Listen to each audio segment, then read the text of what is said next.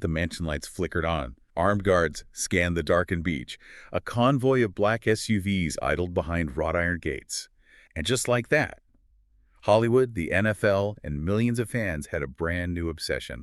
I mean, is this the wedding of the decade, or just like the ultimate pop culture decoy? Welcome to Star Scoop Report. Join Jordan and Jamie as they uncover Hollywood drama, music industry shakeups, and viral influencer scandals. From red carpet surprises to social media controversies, we dive deep into the stories behind the fame. Welcome to today's deep dive. We are currently staring down just a massive stack of breaking reports. We've got updates from TMZ, the Times of India, local Rhode Island municipal records, and eyewitness accounts. It is a lot to sift through. It really is. So our mission today is to dig through this mountain of surveillance and speculation to figure out if Taylor Swift and Travis Kelce's wedding weekend has actually officially started. Which is, it's just a fascinating study in modern celebrity logistics. We are basically looking at a jigsaw puzzle of municipal permits, tactical security deployments, and, strategic leaks. Exactly. And I want you listening right now to just imagine trying to plan a deeply personal, intimate milestone while operating under the kind of surveillance usually reserved for, like, heads of state. Oh, it would be a nightmare. Right. You can't just casually book a caterer or order some floral arrangements without triggering a global news cycle. And to understand why this quiet, affluent Rhode Island beach town of Watch Hill suddenly transformed into a high-security fortress overnight, we really have to look at the timeline. The timeline they've been fighting against since their engagement in August of 2025. Exactly. Because the pressure has been building for nearly a year now. Initially, the intelligence community of pop culture fans was entirely focused on June 13th. Which made sense, right? Because of her lucky number 13. Yeah, the logic seemed completely sound. Page 6 even reported rumors of aggressive venue buyouts around that time. Oh, right. Where they were supposedly financially incentivizing other couples to relocate their already booked weddings just to clear a specific date. Which is a classic brute force PR tactic, honestly. But June 13th came and went. They were photographed on just a standard date night in New York City, and the event planner for the rumored venue actually went on the record confirming an unrelated wedding took place there. Okay, so June 13th was a bust. Which brings us to the sudden, explosive activity this week at her $17 million Watch Hill estate. Right. An eyewitness told TMZ that on Wednesday night, this property, which normally maintains a completely dark profile to, deter paparazzi, was suddenly illuminated like a stadium. And the sudden illumination is really the first anomaly, but the perimeter defense is what elevates this from, a wealthy person's dinner party to a full-on tactical operation. Yeah, because we saw armed guards stationed at the front gates, right? Exactly. Armed guards at the gates, and most notably, security personnel patrolling the private beach using high-powered binoculars. Wait, binoculars just scanning the ocean? Yes, because when you own a beachfront property, maritime law actually creates a massive vulnerability. You can't just easily fence off the ocean. Oh, well, I didn't even think about that. Yeah, paparazzi regularly charter boats and use these massive 800-millimeter telephoto lenses to shoot directly into living room windows from international or public waters. Okay, so the binoculars are an active counter-surveillance measure. They are basically scanning the horizon to spot the glare of camera lenses on boats before the boats get close enough to capture faces. Exactly. And that level of threat assessment suggests something highly sensitive was happening on that property. But naturally, the internet managed to breach the perimeter anyway, right? Not from the water, but from a neighbor's line of sight. Yeah. A TikTok video surfaced. And what did it show? Like 4 women on a rooftop balcony? Right. 3 in matching black robes and 1 blonde woman wearing white. Oh, wow. That is the universal visual language of bridal preparation right there. It really is.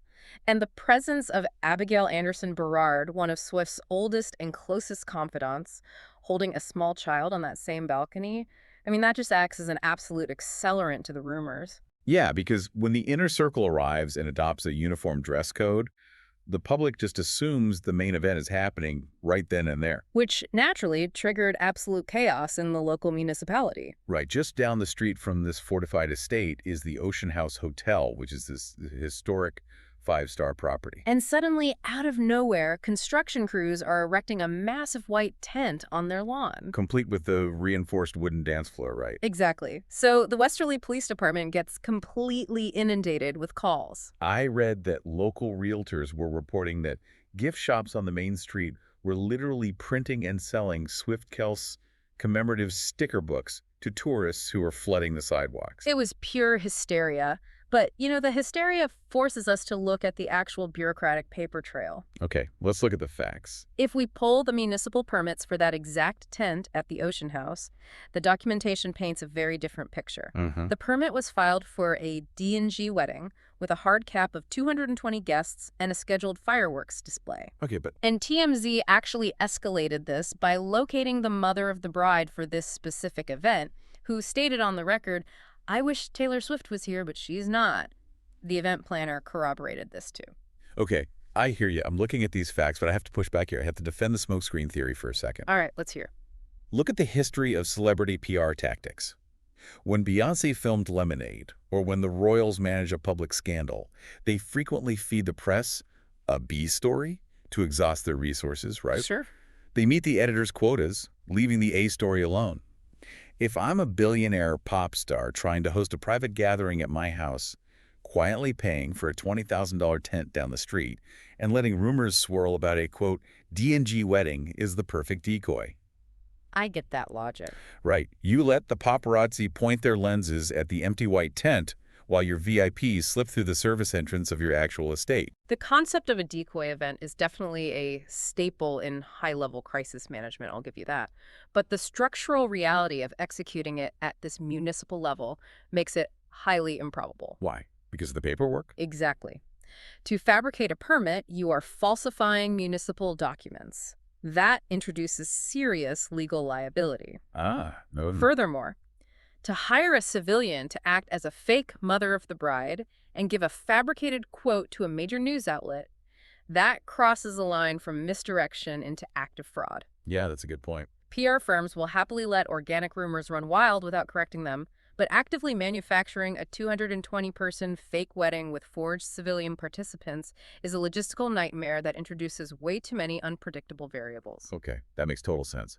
The legal risk of faking a permit definitely outweighs the PR benefit. But, and here's the kicker, if the Ocean House tent genuinely was a coincidence, then the sudden, massive shift in behavior of the estate the very next morning tells us a completely different story. Oh, absolutely. We'll get into that mass exodus in a second. If you're loving these Hollywood twists and the mechanics behind them, make sure you're subscribed.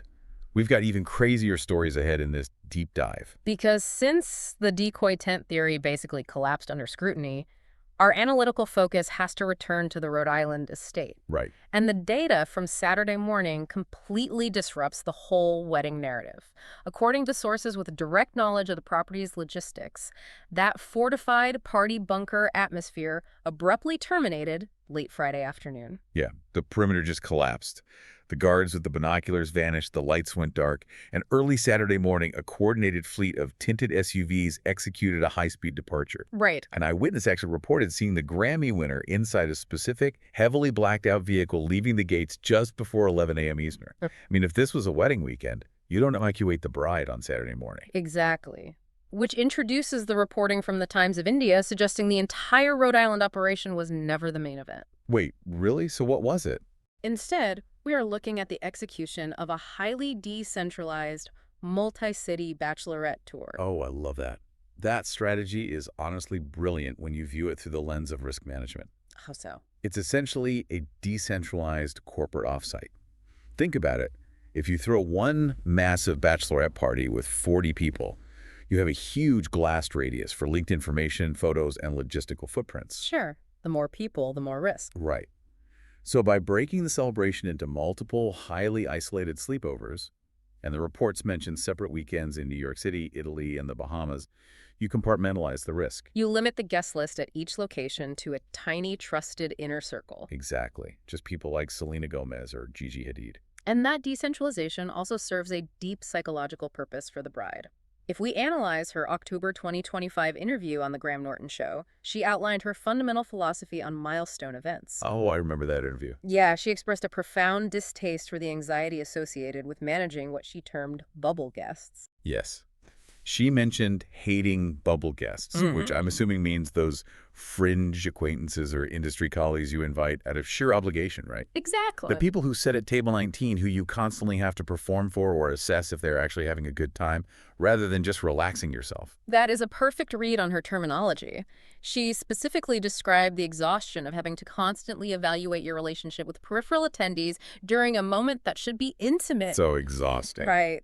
So by fracturing the traditional hierarchical bridal party-like, eliminating matching dresses and forced rankings of maids of honor, she is engineering an environment strictly for bonding. It replaces obligation with actual intimacy. I love that.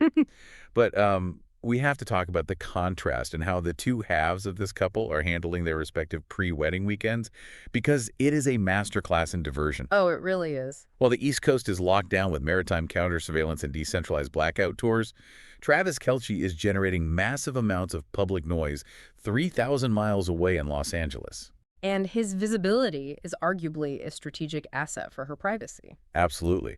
He was out in L.A. recording his New Heights podcast, and on Friday night, while Rhode Island is under siege by drones, he is highly visible at a DJ Chris Lake concert. Yeah, just completely out in the open. Right. He's surrounded by his brother Jason Kelce, comedian Drewski, and his friend Ross Travis. And he is literally standing in a crowd shooting a bubble gun into the air. A bubble gun. Yes. It is the ultimate magician's misdirection.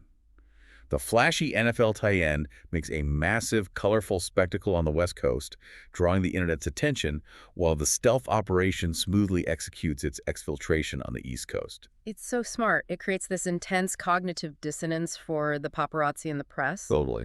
Because you cannot effectively track the bride's covert movements if the groom is constantly providing easy, highly shareable content on the opposite side of the country. Yeah, you can. But this decentralized bachelorette strategy and the West Coast diversionary tactics, they only delay the inevitable. Later in this deep dive, we'll talk about the shocking twist regarding the rumored actual wedding venue.